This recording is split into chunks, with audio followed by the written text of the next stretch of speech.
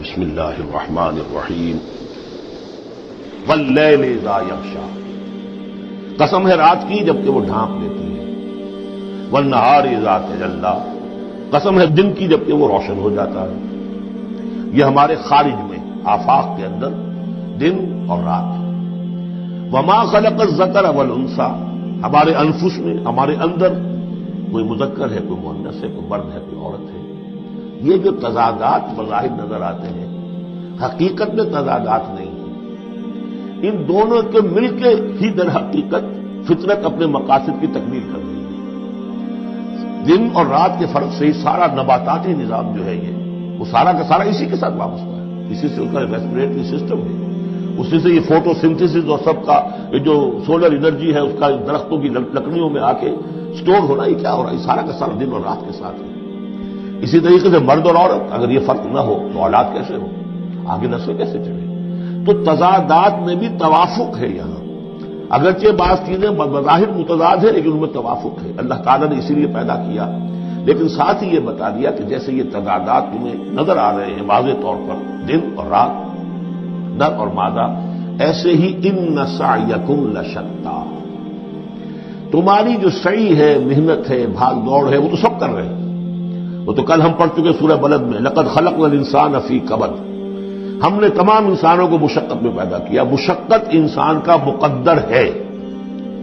محنت کرنی ہے، جد و جہد کرنی ہے، معاشی جد و جہد ہے،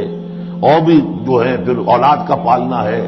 لا اقسم بہذا البلد وانت حل بہذا البلد، کسی کا کوئی نظریہ بھی بن گیا ہے، کوئی آئیڈیل بھی ہے، کسی آئیڈیالوجی کا ماننے والا ہے، اب اس پر اس کا بوجھ ہے کہ اس آئیڈیالوجی کو پروموٹ کرے، اس نظریے کو پھیلائے، اور پھر یہ کہ اس نظام کو قائم کرنے کے لیے تن من دھن لگائے۔ تو کتنے بوجھ ہیں انسانوں کو، پھر کتنے صدمے انسان اٹھاتا ہے۔ تو فرمایا کہ لا اقسم بہذا البلد وانت حل بہذا البلد ووالد وما ولد لقد خلقنا الانسان فی کبد، مشقت تو ہر ایک کو کرنی ہے، لیکن جو نتیجے نکلتے ہیں مشقت کے وہ بالکل برعکس ہے، رات اور دن کا سا تضاد ہے ان میں۔ ان سعیکم لشتیٰ، کوئی شخص اس محنت کے نتیجے میں اپنے آپ کو جنت کا مستحق بنا لیتا ہے، کوئی شخص اسی محنت کے نتیجے میں اپنے آپ کو دوزخ کا مستحق بنا لیتا ہے، راستے جدا ہو جاتے ہیں۔ اس کی بڑی پیاری تشریح ایک حدیث میں آئی ہے، حضور نے فرمایا کل نفس یغدو، ہر جان جو ہے صبح جب ہوتی ہے ہر انسان کی، فبائع نفسہا، پھر یہ کہ وہ اپنے نفس کو بیچتا۔ اب کوئی دفتر جا رہا ہے اپنی صلاحیت بیچ رہا ہے، کوئی بیچارہ وہ چونکہ اور کچھ نہیں سیکھ سکا تھا، اینٹیں ڈھو رہا ہے، تعمیر کا جہاں ہو رہی ہے، کوئی کسی چلا رہا ہے، کوئی ہل چلا رہا ہے، کسی کی مشقت، کوئی اپنی جسمانی قوت ہے وہ بیچ رہا ہے، کوئی اپنی ذہنی صلاحیت، اپنی ایکسپرٹیز، ڈاکٹر ہے اس نے بڑی مشکل سے فن حاصل کیا ہے، وہ بیٹھ کے فیس لے رہا ہے، لیکن بیچ رہا ہے اپنے آپ کو، اپنا وقت بیچ رہا ہے۔ تو کل نفس یغدو فبائع نفسہ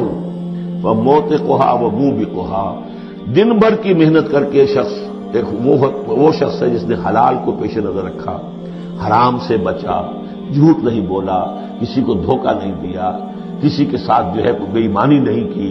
وہ شام کو آئے گا تو مشقت تو اس نے بھی کی ہے لیکن یہ لے کر آئے گا اللہ کی رحمت۔ دوسرا شخص مشقت اس نے بھی کی ہے،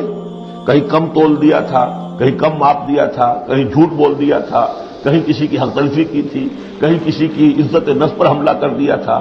وہ مشقت بھی کر کے آئے گا اور شام کو جہنم کی گٹھڑی لے کر آئے گا اپنے کندھے پر، یا وہ نفس کو جہنم سے آزاد کرا کے آیا شام کو، اور یا وہ شام کو جہنم کے عذاب کی ایک گٹھڑی لے آیا ہے۔ کل نفس یغدو فبائع نفسہ فموتقھا وموبقھا۔ اب وہ بات ہے، اب یہ اس اعتبار سے سمجھ لیجئے کہ میرے نزدیک قرآن مجید کی اہم ترین یہ صورت ہے، ایک راستہ ہے، اس کے تین اوصاف بیان کیے ہیں، اگر یہ تین اوصاف ہوں گے تو خیر کے راستے پر آدمی بڑھتا چلا جائے گا، اور اگر اس کے برعکس تین صلاحیتیں ہوں گی تو انسان گرتا چلا جائے گا، شر کی طرف جو ہے وہ اس کا قدم آگے سے آگے بڑھتا چلا جائے گا۔ پہلے تین اوصاف کون سے ہیں؟ واللیل اذا یغشی والنہار اذا تجلی وما خلق الذکر والانثی ان سعیکم لشتیٰ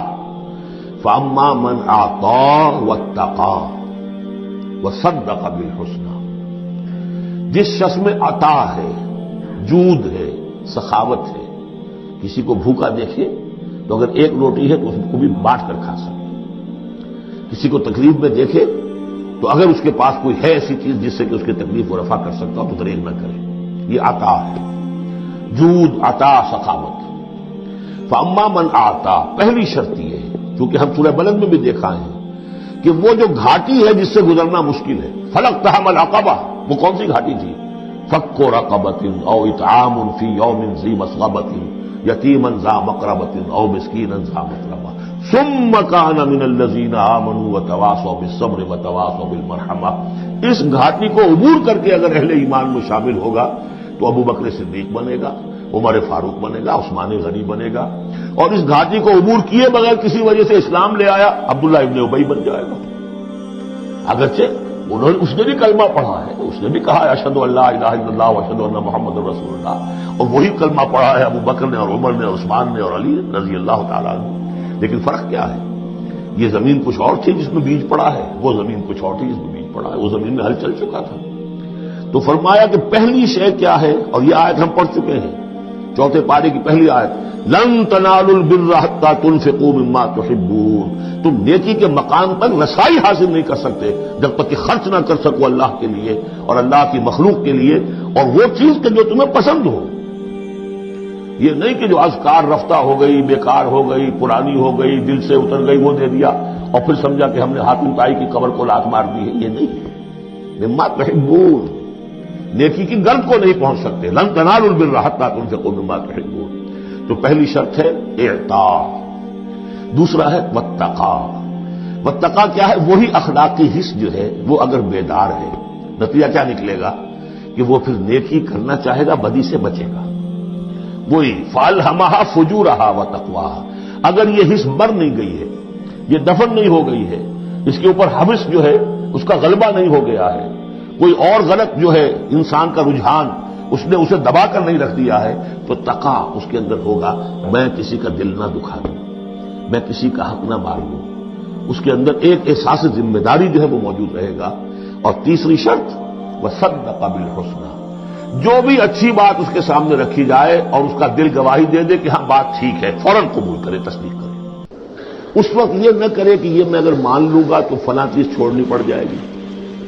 یہ اگر مان لوں گا تو فلاں کام کرنا پڑ جائے گا، یہ اگر مان لوں گا تو فلاں شخص ناراض ہو جائے گا،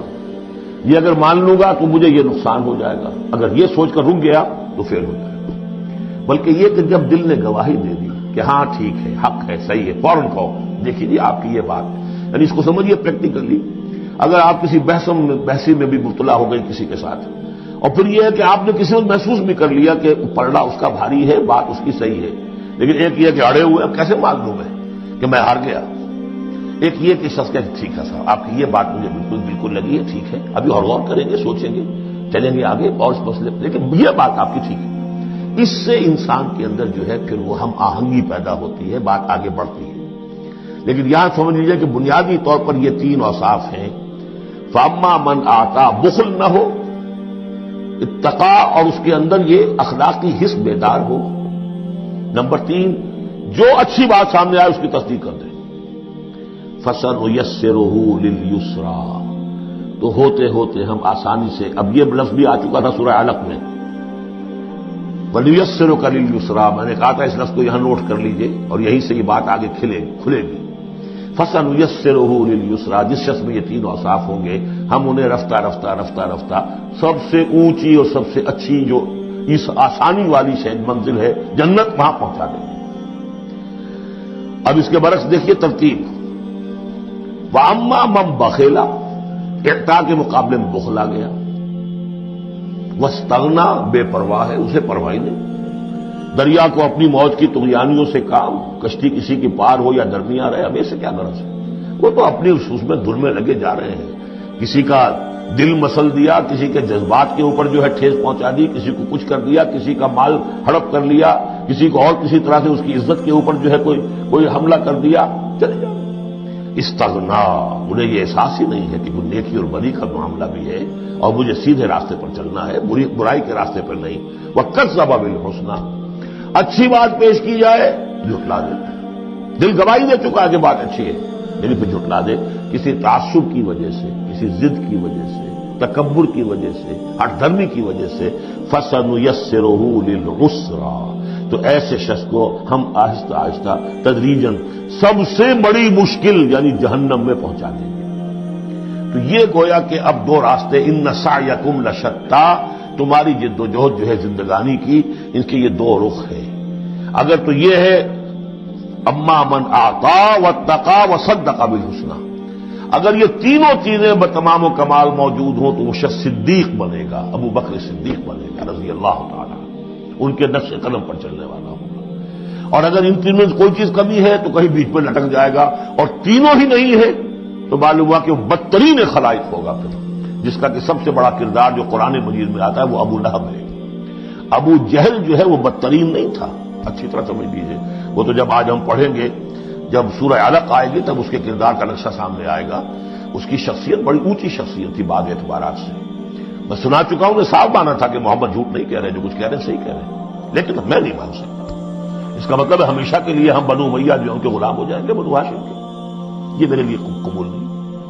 صاف تو کہا نا، کم سے کم give the devil his due. اسی طریقے سے جس باطل دین کا وہ علمبردار تھا اس کے لیے اس نے بھی گردن کٹوائی ہے، قربانی دی ہے اس نے۔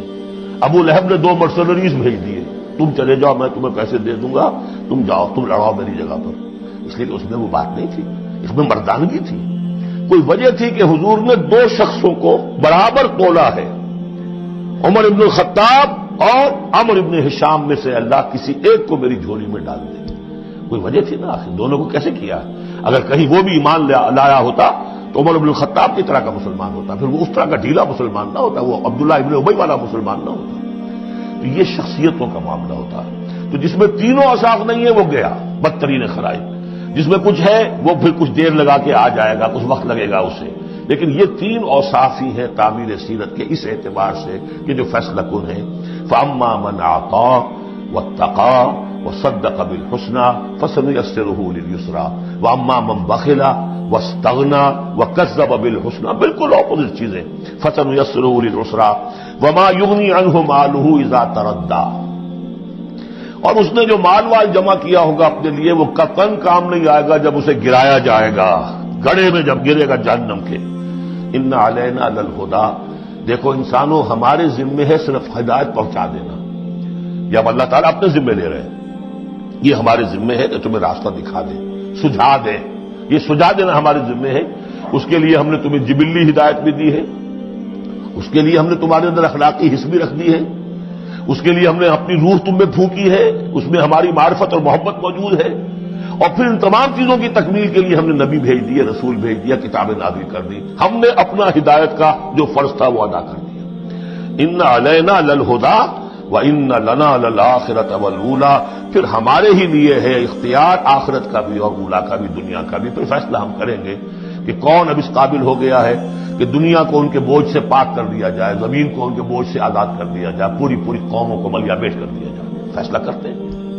وہ پڑھ چکے پچھلی صورت میں، فَدَمْدَمَ عَلَيْهِمْ رَبُّهُمْ بِذَنبِهِمْ فَسَوَّاهَا، ایسے ہے کہ جیسے کسی باغ میں سے کوڑا کرکٹ جمع کیا جائے اور پھر اسے آگ دکھا دی جائے، اس لیے کہ اس باغ کے لیے بدنما داغ ہے۔ اب تو یہ کہ وہ انسان جو ہے کہ جو پھر اس حد تک ہدایت کے واضح ہو جانے کے بعد کہ نبی آ گیا، کتاب آ گئی اور اس نے ماڈل پیش کر دیا اپنی زندگی کے اندر، پھر بھی نہیں مانا، تو پھر یہ جو بھی فیصلہ ہے وہ ہم کرتے ہیں۔ فَأَنذَرْتُكُمْ نَارًا تَلَظَّىٰ، دیکھو میں نے تمہیں خبردار کر دیا اس آگ سے جو بھڑک رہی ہے اور وہ منتظر ہے۔ لا يصلاها، ہم دیکھ چکے ہیں کئی جگہ آیا ہے کہ وہ تو دھاڑ رہی ہے بھوکے شیر کی طرح، اسے تو چاہیے اپنی خوراک۔ لا يصلاها الا الاشقى، نہیں پڑے گا اس میں مگر وہی جو بہت ہی بدبخت ہے۔ کیوں؟ کم بدبخت تو اگر ہوتا معاملہ تو اور ہوتا، یہ محمد کے آنے کے بعد بھی صلی اللہ علیہ وسلم جس کی حقیقت نظر نہیں آئی تو اس سے بڑا بدبخت تو کوئی ہے ہی نہیں۔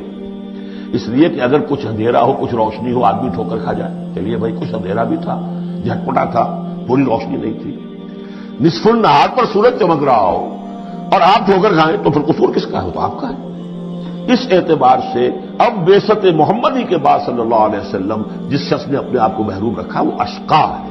لا يصلها الا الاشقى الذي كذب وتولى، جس نے جھٹلایا ہے اور منہ پھیر لیا ہے۔ وَسَيُجَنَّبُهَا الْأَتْقَى، اور ہم بچا دیں گے یا بچا دیا جائے گا اس سے جو بہت ہی متقی ہے۔ اس آیت کے بارے میں تقریباً کنسنسس ہے کہ یہاں مراد حضرت ابوبکر رضی اللہ تعالیٰ عنہ۔ اتقا، وہ تینوں صفات بتمام و کمال جس میں تھے وہ ابوبکر تھے۔ یہی وجہ ہے کہ تصدیق بالحسنہ میں ایک لہجہ نہیں لگا،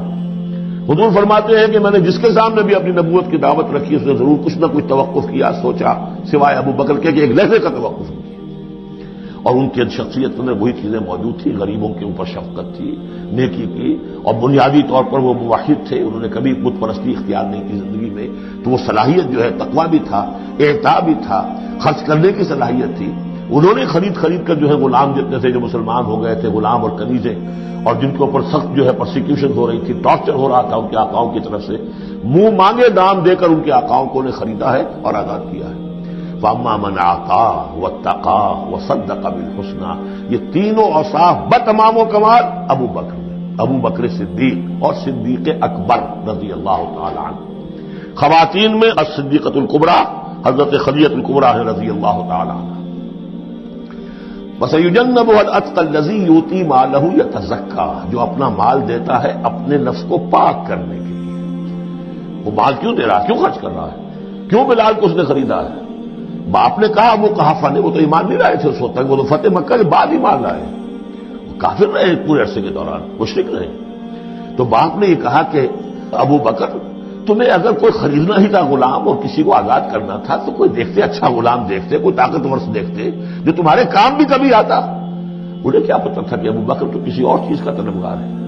اسے کچھ اور چاہیے، اسے کوئی یعنی جو شخص کسی غلام کو آزاد کر دیتا تھا وہ اس کا مولا رہتا تھا، پھر بھی وہ ایک درجے میں اس کے تابع ہوتا تھا، اس کی بات سنتا تھا، اس کا حمایتی ہوتا تھا۔ اخلاقی طور پہ بھی سمجھ میں آ رہا ہے کہ ایک شخص نے اپنی رقم خرچ کی ہے اور آپ کو خرید کے آزاد کر دیا ہے، تو اب آپ بے دام جو ہے غلام تو ہو گئے نا اس کے، اس لیے کہ یہ کہ وہ غلامی نہیں ہے، مولا کہلاتے تھے وہ، جیسے کہ حضرت زید بن حارثہ بھی مولا تھے حضور کے، اور اسی طریقے سے اور بھی بہت سے ہیں جن کے بارے میں آتا ہے کہ انہوں نے جو حدیث روایت کی ہے، ثوبان رضی اللہ تعالیٰ وہ بھی مولا تھے حضور کے، مولا اس معنی میں۔ تو فرمایا کہ تم نے یہ کیا کیا، کس کو تم نے خریدا اور اتنی بڑی رقم دے دی؟ جو مانگا امیہ بن خلف نے وہ بھی حیران رہ گیا، ٹھیک ہے دو، اس لیے کہ انہیں تو ابو بکر کو چھڑانا ہے اس پرسیکیوشن سے۔ الذی یؤتی مالہ یتزکیٰ وما لأحد عنده من نعمۃ تجزیٰ، اور ایسا نہیں ہے کہ کسی اور کا اس پر کوئی احسان ہو جس کا وہ بدلہ چکا رہا ہو، نہیں،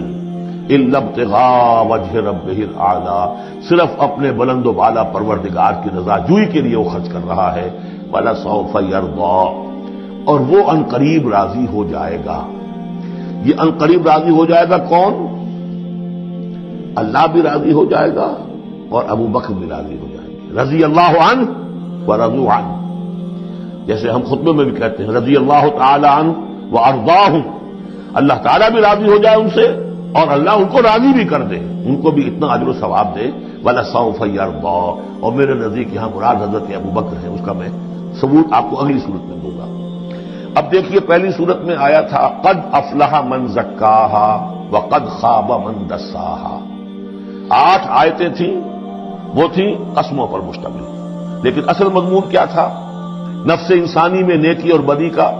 شعور بدیت کر دیا ہم نے۔ اب جس نے اس کو بنا لیا، سنوار لیا، وہ کامیاب، جس نے اس کو دبا دیا، مٹی میں دفن کر دیا، وہ ناکام۔